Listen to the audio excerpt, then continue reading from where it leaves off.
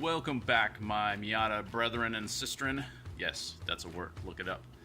In today's episode, we will be doing. Wow, there's a spider. Okay. Let's see.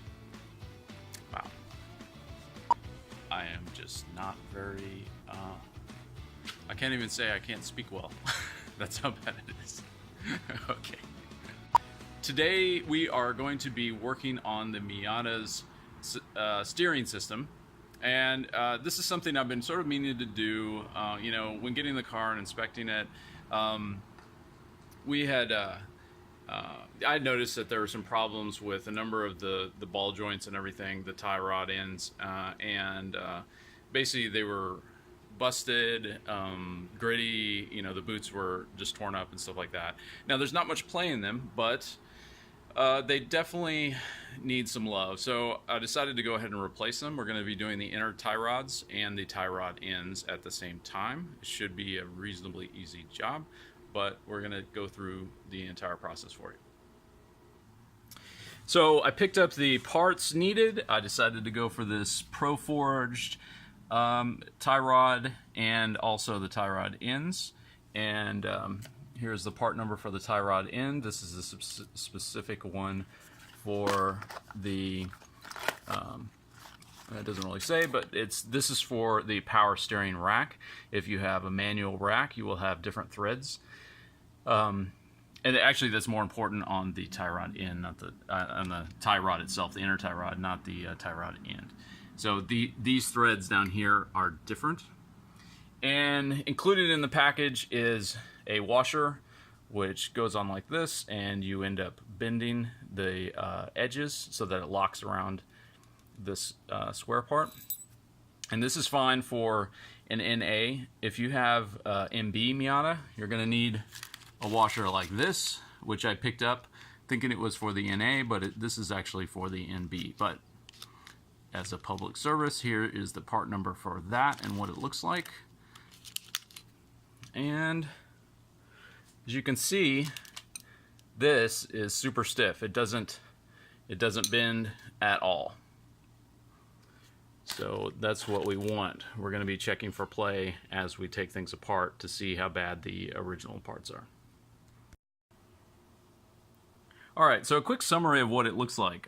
So your steering rack is right in here, and so your steering column goes down, it goes into your rack, and on each side you have this ball joint right here, which is connected to your inner tie rod, and it's covered by this boot that goes over it and is clamped on either side to keep the dust out. And then down here we have our tie rod end, and so that connects into the knuckle or spindle as it's called, and it's also covered by a boot. Now in my case, both of these boots, that one and that one, are ripped, and you can see that the grease that's in there is all gritty, and it's no good. So we're going to replace these. It should hopefully bring back some better stiffness and responsiveness to the steering feel, and we're hopefully going to do it without really messing up the alignment too badly. It's always a good idea to get an alignment done after this. So without further ado, let's get the car off the ground. Alright, we got the car up in the air, and we're going to start on the driver's side, and I got a wheel removed, so it just makes it easier to see. You can kind of turn the wheel all the way out. You might be able to get away with not removing it, but the rim's going to be kind of in the way of accessing this castle nut here, and so that exposes our tie rod. So let's get this under tray off, and that'll expose the boot area and the inner side of it. Alright, so we pulled back the boot, and to reveal this, wow, that is dry. It is completely dry. All the grease has been pushed out of it, and it's just sitting there. The ball joint is just sitting there completely ungreased. This is looking pretty messy. The boot, of course, is completely torn. Just pulled this back by hand, and then this one in here is completely torn as well. So we've got new boots as well that we ordered, so Those are going on, obviously. Alright, so if you're replacing all of this, you can potentially get away with just taking off the castle nut here. And if you use a adjustable wrench, you can take off this, and that's what we're going to try. You don't actually have to take off the tie rod end from the tie rod, since you're discarding all of that stuff. This is garbage. The only reason that we care is because of the length. So once it's off the car, we'll be able to compare the length and be able to put the new tie rod on to the new tie rod, inner tie rod, and make sure that it's about right, and then we can adjust toe at the end. Alright, so we're going to remove the cotter pin through the castle nut, and with some needle nose pliers, it's going to be bent up around on one side, and then you can just draw it back through. Alright, so we got the castle nut off. This shouldn't be torqued down very far, about 30 foot-pounds or less. And what you can do is give the spindle right here a bit of a tap to kind of help release it.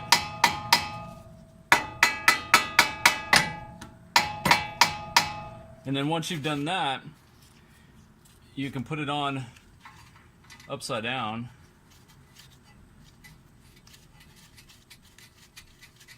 And if you were to be reusing this tie rod end and you wanted to keep, you're just doing the inner tie rod, then it's important to put this down flush with the pinhole, because otherwise it could damage the threads as it goes through. And then you just give it a light tap.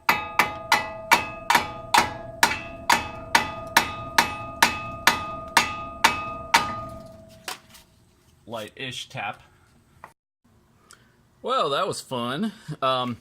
So the once I got it beat out with this mallet, the nut wouldn't come off, and it was just spinning down here. So what I had to do was get me some channel locks and my impact driver, and kind of went to town and finally got the nut out, and then it just kind of fell out like this. Now, obviously you can see that this is very loose. Shouldn't have this much play. And so the next step is to get up in here with a chisel, and which I have right over here, and we'll knock out these little if you can see that little washer that's right there on the edge, we're going to knock that loose so that we can turn this bad boy. Alright, using the chisel, we push back these, and it wasn't too bad. The back side is a little annoying, but if you come in from the back and underneath, then you can sort of chip away at it and get it bent up enough. Now, I was about to, I was going to use my larger adjustable wrench, and found something out interesting. I couldn't find it. So I said, oh, what the heck, I'll try it with this little 8-inch guy. And it's about a 30 millimeter thing, so you have to have a wrench that'll go to 30 millimeters, but this one, that's its max range. And I just did this with just the 8 inches. Guys, this thing is supposed to be torqued to like about 65 foot-pounds, which should be a bit of a challenge with an 8-inch wrench.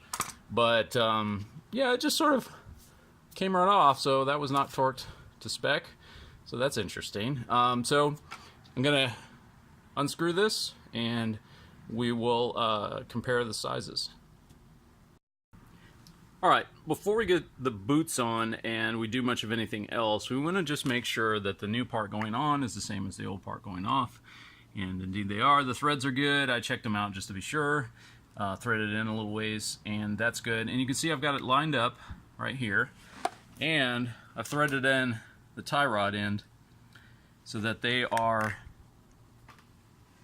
exactly equal.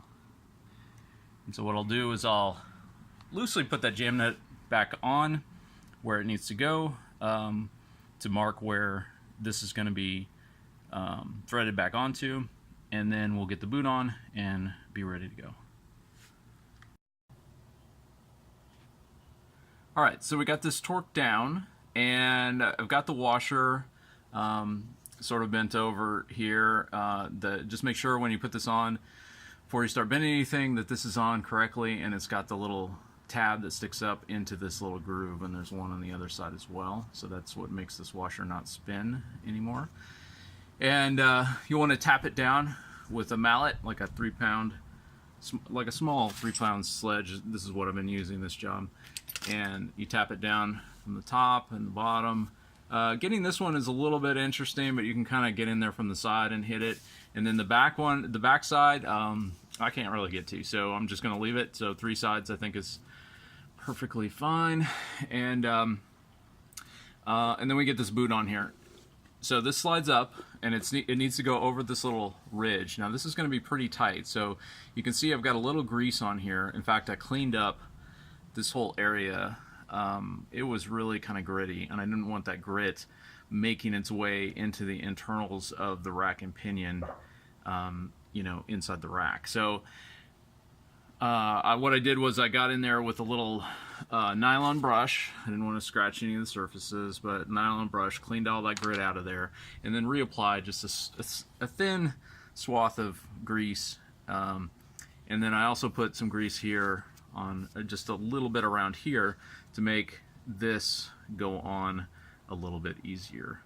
And so what you want to do, I've already put this on once just to kind of see the process, but get it on from the back first, and then this is fairly you know, flexible, so then you're going to want to push up and work your way around like that until it finally pops on. And this may take a couple tries to get right, but once it's all the way on, you should be able to give it, you know, a nice twist, and it should rotate and not really go anywhere. It actually takes a little bit of work to get it back off.